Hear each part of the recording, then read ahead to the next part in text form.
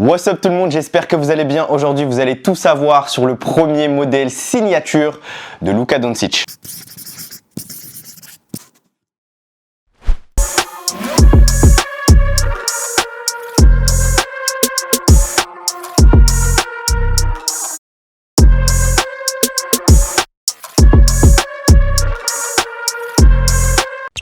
Yo les gars, j'espère que vous allez bien. C'est un plaisir de pouvoir vous présenter la Jordan Luka 1 en avant-première. Alors pour rappel, c'est un modèle qui n'est pas du tout encore sorti en France, aux États-Unis, partout dans le monde. C'est un modèle qui a été teasé et annoncé lors du Quai 54. D'ailleurs, il y a eu pas mal d'activations et j'ai pu faire signer une paire et rencontrer Luka Doncic. On s'en parlera juste après. Mais ce qui vous intéresse aujourd'hui, c'est de tout savoir sur son premier modèle signature. Alors, on va débriefer ensemble la construction, le design et l'intégralité des éléments qui construisent ce modèle de Luka Doncic. Je vous propose qu'on commence par quelques éléments de contexte. Et en effet, Jordan a amené Luka Doncic et Zion Williamson à Paris pour le Quai 54. Et d'ailleurs, ils m'ont invité à une petite table ronde avec les designers pour pouvoir parler de ce premier modèle signature. Et il y a pas mal de choses à savoir. Bon, déjà, on est sur le premier modèle signature d'un athlète et généralement, c'est toujours un petit peu compliqué au départ de pouvoir trouver les bons designs, les bons coloris, etc. Mais je trouve que c'est déjà une réussite. Quand on regarde cette Jordan Luka 1, on est clairement pas déçu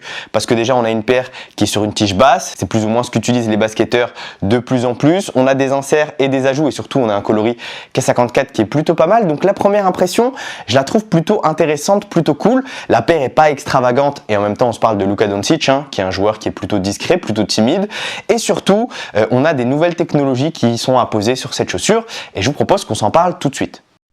Au niveau de cette Luka 1, la première chose à savoir, c'est que la chaussure a été pensée pour son signature move qui est le step back. Parce que Luka utilise ce move énormément sur les terrains. Et en fait, on a un empiècement qui est assez central au niveau de la chaussure. C'est le petit bout rouge que vous pouvez voir ici, mais qui va parcourir de la semelle jusqu'à l'extérieur de la chaussure. En fait, c'est un insert en TPU, en plastique, qui va venir de l'extérieur jusqu'à la semelle de la chaussure, qui va venir en fait contenir les chocs un maximum. On sait que sur un step back, on va venir faire un cut rapide et ensuite faire un pas en arrière et prendre son tir. C'est le tir spécial de Luka Doncic, généralement il fait ça à 45 degrés à 3 points. Et en fait la chaussure elle a été pensée avant tout pour pouvoir contenir les mouvements latéraux et ça c'est bon signe pour les joueurs qui sont plutôt costauds, qui sont plutôt corpulents et qui ont besoin d'une stabilité latérale de haut niveau et c'est ce qu'on a sur cette Jordan Luka 1. Et le deuxième élément qui a été ajouté sur cette chaussure, c'est une mousse qui s'appelle Formula 23 qui est l'amorti qui va être apposé sur cette paire. On n'a pas de zoom. On n'a pas d'unité R, c'est vraiment toute une mousse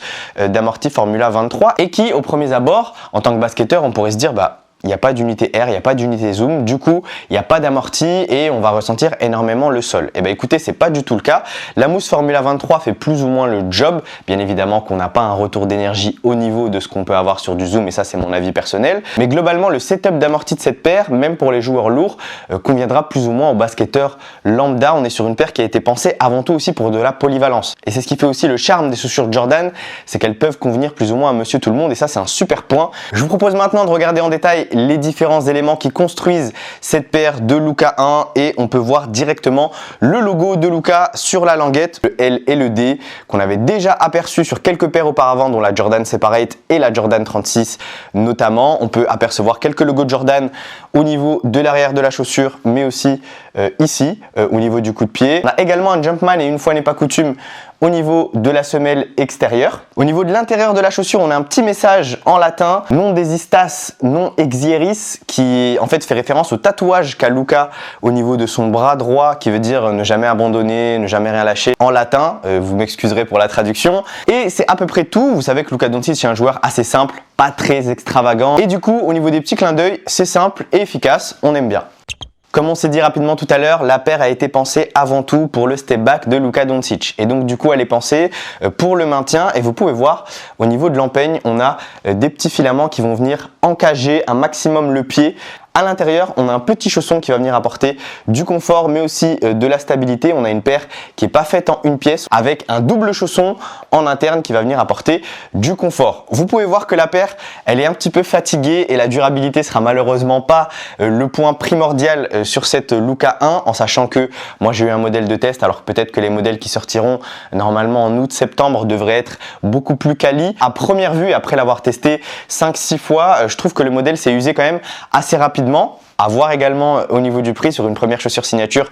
J'ose espérer que Jordan ne le propose pas au-delà des 130 €, mais la durabilité sera pas réellement le point fort de cette Luka 1. Au niveau du confort et pour l'avoir enfilé au pied, j'étais plutôt satisfait. C'est pas la paire la plus confortable du marché. On est plutôt dans la moyenne haute de ce qui est proposé au niveau des différentes chaussures de basket. Je pense que ça fait le job. Les gens seront plutôt confort dans cette paire, mais ce ne sera pas autant que ce qu'on peut avoir dans une Curry, dans une PG par exemple. Ils vont favoriser énormément le confort au détriment d'autres attributs techniques de la chaussure. Là, on est plutôt bien dedans. On a l'impression d'être dans une chaussure de basket classique. J'ai rien de particulier à signaler à ce niveau-là. Je vous propose qu'on passe à l'un des sujets qui est hyper important pour certains basketteurs, primordial pour d'autres, c'est le grip et c'est l'accroche au sol. Et vous pouvez voir que cette semelle extérieure prend pas mal la poussière. Alors encore une fois, j'ai pas joué sur les terrains les plus propres du monde, mais le grip de cette Luka 1 n'est pas exceptionnel et je suis déçu de vous l'apprendre.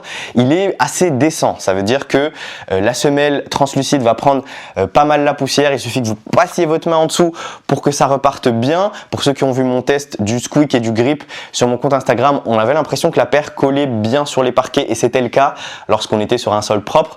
En revanche, quand j'ai joué sur des sols poussiéreux, j'ai fait quelques pick-up games dans des salles qui n'étaient pas nettoyées et la semelle avait tendance à prendre énormément la poussière. Donc faites attention pour les joueurs qui jouent pas sur des sols propres ou sur des parquets. Je pense aux joueurs qui jouent dans les salles multisports, il va falloir faire attention à cette semelle extérieure qui a été pensée pour le grip avant tout et qui le sera encore une fois sur les sols très propres, mais sur les sols poussiéreux, je vous la recommanderais pas du tout. Ça reste mon avis. Vous direz sur le vrai modèle qui va sortir d'ici un mois si ça a changé ou pas. L'un des points qui est cool également sur cette Luka 1, c'est les petits trous de ventilation qu'on a au niveau de la languette. Et ça, c'est hyper important pour les joueurs qui suent énormément des pieds, de pouvoir avoir de la ventilation un maximum sur le terrain. Et ça, c'est cool. Donc cette paire pourra convenir également aux joueurs qui suent des pieds. Je vous propose qu'on se fasse un petit récap, un petit verdict sur cette Jordan Luka 1. Et c'est une paire qui est plutôt polyvalente. Moi, ce que j'ai kiffé, c'est que c'est une paire qui est légère. Une paire qui est dynamique, une paire qui favorise le maintien et qui a un amorti qui est plutôt décent. Et ça fait plaisir dans un game où tous les constructeurs essayent de se démarquer sur une caractéristique plutôt qu'une autre. Là, on est sur une paire qui est plutôt polyvalente, que je conseillerais du meneur jusqu'au quasiment pivot, en sachant que Luka Doncic a un gabarit qui est quand même assez costaud et il jouera avec cette saison avec les Dallas Mavericks. En tout cas, il n'y a pas d'élément qui est rédhibitoire sur cette Jordan Luka 1 où je vous dirais, il ne faut pas que vous l'achetiez, hormis potentiellement le grip pour les joueurs qui jouent que sur des sols poussiéreux, mais je pense que c'est pas le cas de tous les basketteurs.